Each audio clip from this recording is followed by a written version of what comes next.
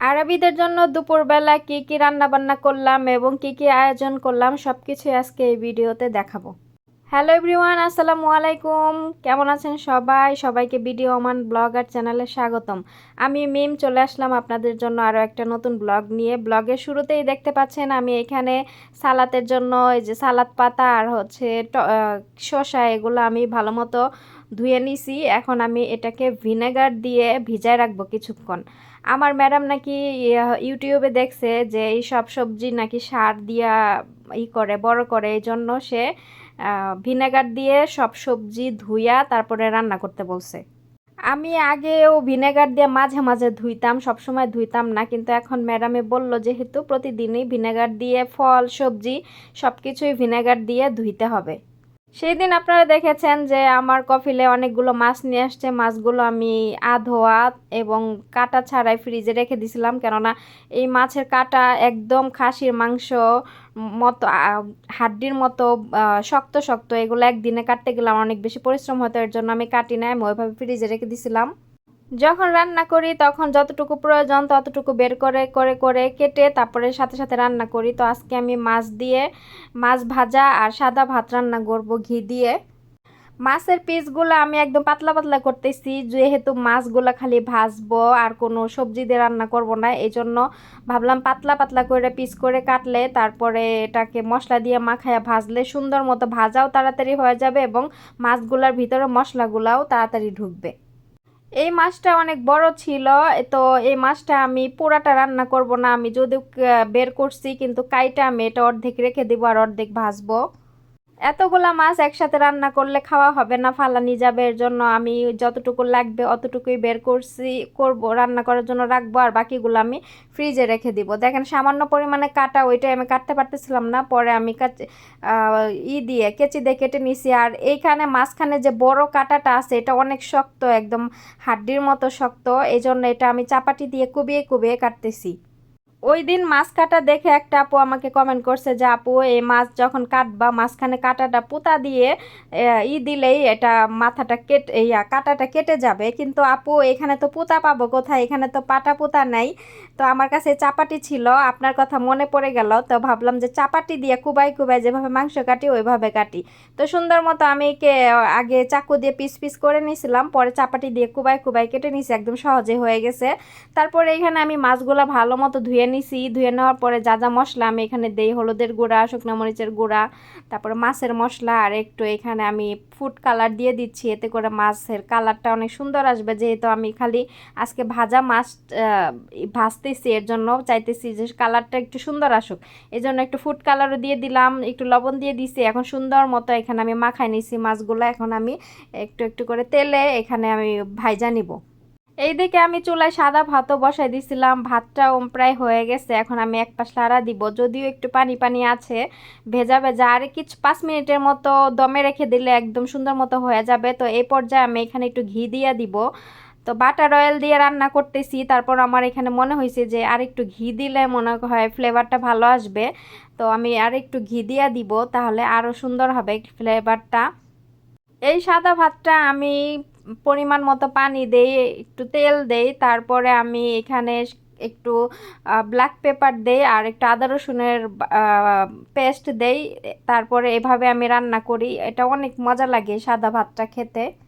চুলার মধ্যে ফ্রাই প্যানে আমি তেল দিয়ে অনেকক্ষণ গরম করে নিছি, এখন এক এক করে মাছের পিসগুলা দিয়ে দিচ্ছি। বেশি পরিমাণে দিব না, অল্প অল্প দিব, যাতে করে ভাজাগুলা খুব সহজে তাড়াতাড়ি হয়ে যায় আর মুসমুসে হয়। একসাথে অনেকগুলা দিলে দেখা যাচ্ছে ভাজা ভালো মতো হইতে চায় না। মাছের কালারটা এখনই দেখতে পারতেছেন কতটা সুন্দর হইতেছে, আর আহ, যখন ভাজা হয়ে যাবে তখন কালারটা আরও বেশি সুন্দর হবে। তো মূলত আমি যখন মাছ ভাজি এভাবে সাদা ভাত আর মাছ ভাজা করি, তাহলে আমি এইভাবে ফুড কালার দেই একটু, তাহলে কালারটা অনেক বেশি সুন্দর হয়। মাছ ভাজা এদিকে চুলার মধ্যে দিয়ে ওইদিকে আমার আরও কাজ আছে, আমি এখানে পেঁয়াজ কেটে নিব, কারণ আমি পেঁয়াজ বেরেস্তা বানাবো। এই খাবারটার সাথে পেঁয়াজ বেরেস্তা খাইতে অনেক বেশি ভালো লাগে। তো আমার ম্যাডামের মেয়েরা পেঁয়াজের বেরেস্তা খাইতে পছন্দ করে না, এই জন্য আমি ভাইজা আলাদা রেখে দিব। শুধু আমি, আমার ম্যাডাম আর আমার কফিলে খাবে, 3 জনের জন্য আলাদা একটা বাটিতে আমি পেঁয়াজ বেরেস্তা রেখে দিব। আগে এই রান্নাটা করলে আমি ভাতের উপরে ভাজা মাছ, তার উপরে আবার পেঁয়াজ বেরেস্তা দিয়ে সাজাই দিতাম, কিন্তু এখন ম্যাডামের মেয়েরা যেহেতু পেঁয়াজের বেরেস্তা খায় না, এই জন্য আমি আর উপরে সাজাই দিই না, আলাদা একটা পাত্রে পেঁয়াজের বেরেস্তাগুলো রেখে দেই। পেঁয়াজগুলো এভাবে কুচি কুচি করে কেটে নিচ্ছি, তারপরে তেলের মধ্যে ভাজা নিব। আর আমি আজকে আমার জন্য একটু ভেন্ডি ভাজি করব। ম্যাডাম অনেকগুলো ভেন্ডি এনে দিছে বাজারে, যেদিন বাজার করছে অনেকগুলো ভেন্ডি নিয়ে আসছে। ভেন্ডি আবার ম্যাডামরা খায় না, আমার জন্যই নিয়ে আসছে। পেঁয়াজ যখন বেরেস্তা বানাবে তখন হচ্ছে আমি একটু তেল বেশি করে দেই আর সামান্য পরিমাণে লবণ দেই। তো এখানে দেখেন কালারটা অনেক সুন্দর এসে গেছে। আর মানে আর সামান্য একটু পরিমাণে চুলার মধ্যে রেখে দিলে হয়ে যাবে। আমি এই পর্যায়ে চুলার জালটা নিভাই দিছি এই গরম তেলের মধ্যে। বাকি যতটুকু একটু সাদা সাদা আছে অতটুকু একদম সুন্দর মতো কালার এসে যাবে। আর বেশি জাল দিয়ে রাখলে দেখা যাচ্ছে পুড়ে যাবে, এর জন্য আমি এখন জালটা বন্ধ করে দিছি। তারপরে তেলটা আমি এক সাইডে করে নিচ্ছি আর পেঁয়াজগুলো এক সাইডে করে নিচ্ছি, এতে করে এক সাইডে পেঁয়াজ থাকবে আর এক সাইডে তেলগুলা শুষে নিচে পড়ে যাবে। মাছ ভাজাও আমার এক পাশে হয়ে গেছে, এখন আরেক পাশে উল্টাই দিচ্ছি। মাছগুলো অনেক বেশি পাতলা পাতলা করছি, তো একদম আস্তে আস্তে উল্টাই দিতে হচ্ছে, নাইলে ভাঙ্গা যাবে। তো আমার যখন মাছ ভাজি তো আমার ভাঙ্গা গেলে আমার ভালো লাগে না, ভাঙ্গা গেলে আমার অনেক বেশি রাগ হয়। আর যদিও আমি ফ্রাই প্যানে ভাজতেছি, ভাঙার কোনো ইয়া নাই, ফ্রাই প্যান সবগুলো নষ্ট হয়ে গেছে। ওই পিছলা পিছলা যে একটা ভাব ওইটা রান্না করতে করতে চলে গেছে। তো আমার ম্যাডামকে আবার রমজান মাসের আগে বলবো আর একটা নতুন ফ্রাই প্যান আইনা দিতে, এখন আমি বলবো না। রমজান মাসে প্রতিদিন ইফতারের আগে মাছ ভাজতে হয়, তখন একটা নতুন ফ্রাই প্যান লাগবে। তো এই জন্য ভাবলাম যে এই কয় মাস এগুলা দিয়ে রান্না করি রমজান মাসের আগে। তো আবার ম্যাডামকে বলবো না। আর রমজানের যদিও আর বেশি দিন নাই, 4 মাস বাকি আছে। তো ফেব্রুয়ারির 12 তারিখে রোজা লাগবে ইনশাল্লাহ। মাছ ভাজা আমার একদম কমপ্লিট হয়ে গেছে। এখানে আমি যে ভেন্ডিগুলো ভাজি করব আমার জন্য, তো ভেন্ডিগুলো আমি কেটে নিছি। এখানে আমি অর্ধেকেরও কম ভেন্ডি আমি নিছি, কারণ সবগুলো একসাথে ভাজলে আমার খাইতে মন চাবে না, আমার বাসি তরকারি খাইতে ইচ্ছা করে না। এই জন্য ভাবলাম যে অল্প করে ভাজি করি, দুপুরবেলা খাবো, আর থাকলে একটু রেখে দিব, আগামীকাল খেয়ে শেষ করে ফেলবো। একদম 2-4 দিন যে মানুষ রান্না করে ফ্রিজে রেখে খায়, ওই জিনিসটা আমার কেন জানি খাইতে ভালো লাগে না। তো 1-2 দিন খাইতে পারি, তারপরে আমার ওই খাবারের প্রতি আর রুচি আসে না। বেশি দিন মানে এক খাবার আমার ভাল লাগে না। আরব দেশে থেকে থেকে মনে করেন যে বাসি খাবার খাই না, তো এর জন্য বাসি খাবার খেতে আমারও ভালো লাগে না। অভ্যাস আরবিদের মতো হয়ে গেছে, একদম টাটকা টাটকা খাবার খাইতে ভাল লাগে। অনেক মানুষের ব্লগ দেখলে আমার হাসবো না কাঁদবো আমি এই চিন্তাই করে বাঁচি না। মানে ব্লগের মধ্যে মনে করেন আর কোনো কিছু দেখাইতে পারে না, দেখাই খালি জামাইয়ের চেহারা। ওই জামাই বিছানায় শুয়ে শুয়ে কি করতেছে সেই চেহারা, জামাই কই যাইতাছে কি পিনছে সেই চেহারা, আর বর্তমানে দেখাইতাছে ভাইদের চেহারা। মানে এর মনে হয় ব্লগের কোনো মানে আগামাথা কিছুই নাই, ব্লগে কি শেয়ার করব না করব নিজেও খুঁজা পায় না। মানে খালি দেখায় জামাইয়ের চেহারা আর বর্তমানে দেখাচ্ছে ভাইদের চেহারা। ব্লগের ধরন কি এমন, একটা ব্লগে মানুষ কি শেয়ার করে, যেহেতু আমাদের লাইফস্টাইল আমরা শেয়ার করি, কি কি করি আরব দেশে কাজের সময় কিংবা বাংলাদেশে যারা থাকে তাদের জীবনযাপন তারা শেয়ার করে। তো সারাদিনে কি কি করলাম, কি কি খাওয়া দাওয়া করলাম, এগুলাই তো একটা ব্লগ, তাই না? একটা পারিবারিক যারা পারিবারিক ব্লগ করে, তো সারাদিনে কাজকর্ম খাওয়া দাওয়া এগুলো নিয়েই তো একটা ব্লগ। কিন্তু আমি অনেককে দেখি যে তাদের জামাইয়ের চেহারা আর তাদের ভাইয়েরদের চেহারা, মানে আমি বুঝি না দর্শকরা কি তার জামাইরে খালি দেখতে চায় নাকি তার ভাইদের চেহারা দেখতে চায়। ভাই ভাই এগুলো কোন ধরনের ব্লগ বানায় আমি নিজেও জানি না। আমি ব্লগ দেখি আর মনে করেন যে নিজে হাসবো না কাঁদবো আমি এই চিন্তাই কইরা পাই না, যে কি দিয়ে কি ব্লগ বানায়, তারপরে মনে করেন যে ভিউ হয়ে যায় 10-12 হাজার। কি দেখে এগুলা এই ব্লগের আমি কিছুই বুঝি না। না আছে কোনো শিক্ষণীয় কিছু, নাকি না আছে কোনো সুন্দর একটা মানে কোনো পরিবেশে, না আছে কোনো সুন্দর একটা কিছু, কোনো জিনিসই না। আর ভিডিওতে তাই সাথে কথাই বলতে পারে না, কি কইব না কইব নিজেও পায় না, কথা একদিক দিয়ে শুরু করে আর ওইটার আগা মাথা কিছুই থাকে না, শেষ করব কোন দিক দিয়ে হেডারও কোনো আগা মাথা নাই। মানে কি থুয়ে যে কি করব, মনে করেন যে পাগল এর থেকে মনে করেন ভালো জায়গা।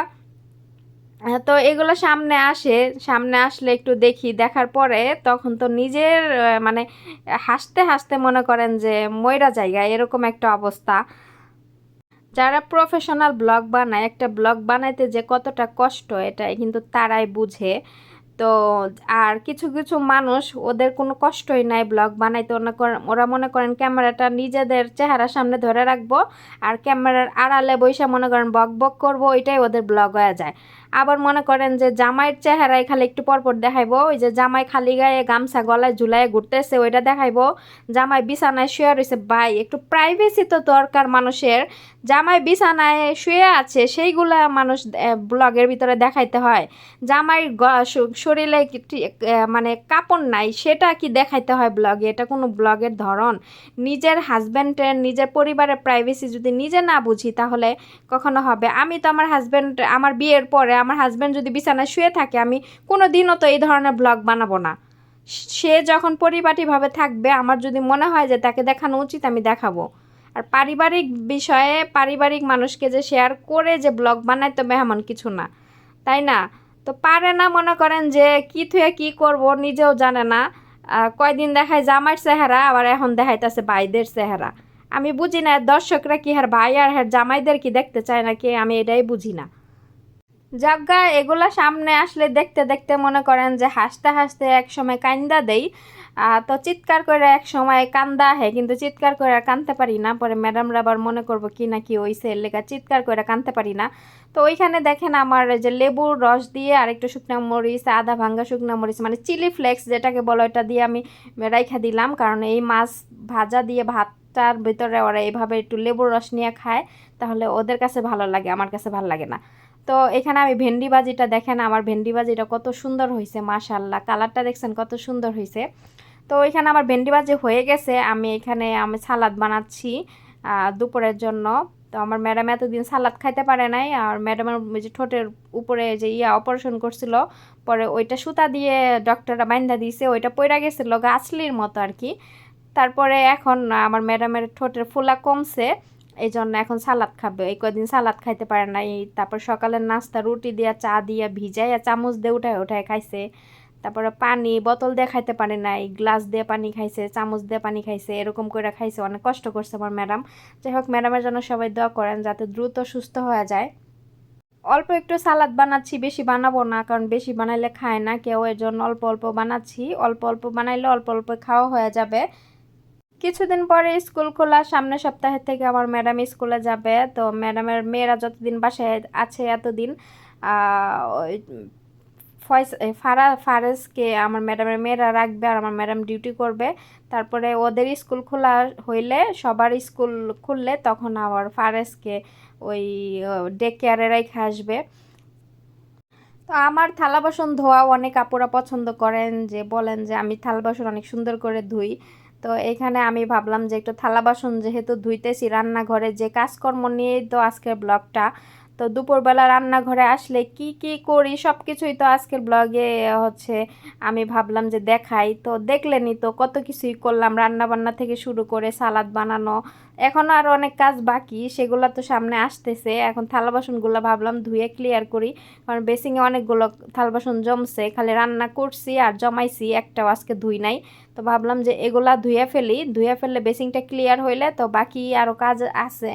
ফলগুলাও আমি ওই ভিনেগার দিয়ে ভিজায় রাখছি, ওগুলাও ধুয়ে তারপরে এখন কাটতে হবে। এইদিকে 11:30 বেজে গেছে, আমার রান্না বান্না আজকে একটু দেরি হয়ে গেছে, কারণ আমি এমনিতে আজকে একটু রান্নাঘরে দেরি করে আসছি। আবার মাছ কাটলাম, মাছ কাটা না লাগলে তাড়াতাড়ি হয়ে যাইতো। আমার কফিলের সাথে আমি ওই দিন রাগ করছি যে আপনি মাছ কাটা ছাড়া নিয়ে আসছেন কেন।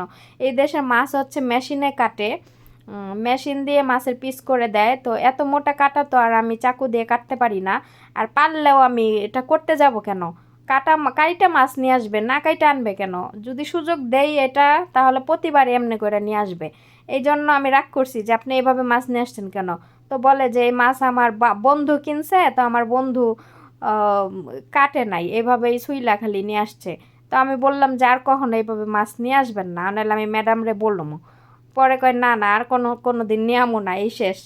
তো দেখি আর কোনো দিন যদি আনে তাহলে আমি ম্যাডামরে ডাক দিয়ে দেখামো যে এই মাছ। আমার ম্যাডাম তো কখনো দেখে না কোনো জিনিস রান্নাঘরে, বাজার টাজার আনলেও দেখে না যে কি কি আছে কি কি নাই, ওই আমি মুখ দিয়ে বললে আনবে, না বললে না আনবে, এরকম আর কি। তো এখানে আমি 2টা আম নিছি, আম 2টা কাইটা নিচ্ছি। আমের ভিতরেও মনে করেন যে ফরমালিন মিশাই রাইখা দেয়, এগুলো আমার ম্যাডাম ইউটিউবে দেখছে।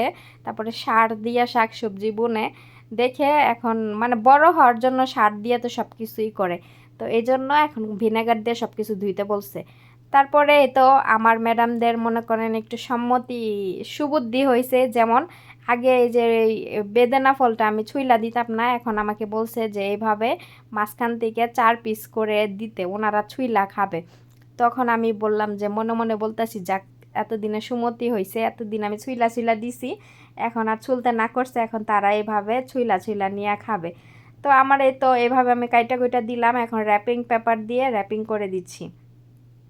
তো এই তো আমার কাজকর্ম, এখন রান্নাঘরটা মুইসা বের হয়ে গেলেই হয়ে যাবে। আর ফ্রিজে পানি নাই, পানির বোতল শেষ হয়ে গেছে, অল্প কয়েকটা আছে, তো আমি আবার কয়েকটা থাকাকালীনই আবার নতুন করে রাখি, যাতে করে পানিটা আবার ঠান্ডা হইতে একটু ফ্রিজে সময় লাগে। তো ফ্রিজ খুলে দেখলাম যে পানির কার্টন নাই, পরে আমি 1 কার্টন পানি এখন ফ্রিজের ভিতরে রাখবো, রাখলে এগুলা বিকেল থেকে মানে যতগুলো আছে এগুলো দুপুরে চলে যাবে, আর এগুলো বিকেলে ঠান্ডা হয়ে যাবে বিকেল পর্যন্ত। তো এইভাবে গুছিয়ে গুছিয়ে দুপুরের কাজকর্ম এক একটা করি, করার পরে তারপরে কাজকর্ম শেষ করে রুমে যাই।